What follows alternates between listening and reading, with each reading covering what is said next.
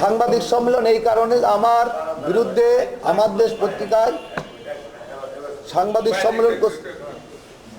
আমরা সাংবাদিক সম্মেলন করছি এই কারণে, আমার দেশ পত্রিকা একটি ষড়যন্ত্রমূলক মিথ্যা বিভ্রান্তিমূলক সংবাদ পরিবেশন করেছে আমার বিপক্ষে।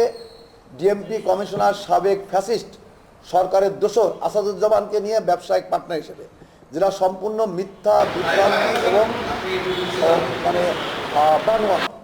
এর প্রতিবাদে আমি এই সাংবাদিক সম্মেলন করছি। যে অভিযোগ করা হয়েছে অভিযোগ সম্পূর্ণ মিথ্যা, বানোয়াট ও বিভ্রান্তি।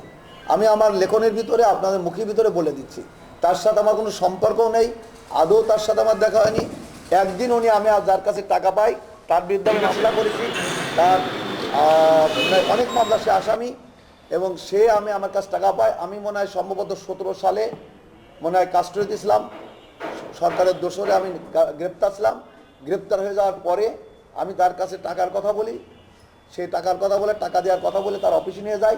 আমি অফিসে ঢুকে দেখি যে ডিএমপি কমিশনার এবং সিভিল সারাদিন আমাকে আটকে রাখা হয়, এবং তার কাছে টাকা যাতে না চায় তার জন্য আমাকে ধমক দেওয়া হয়, এবং আমার কাছ থেকে সেই জায়গাটা জবানবন্দি নেওয়ার চেষ্টা করে। আমি জবানবন্দি দেয়নি, মানে স্ট্যাম্প করার চেষ্টা করে, আমি স্ট্যাম্প দিইনি।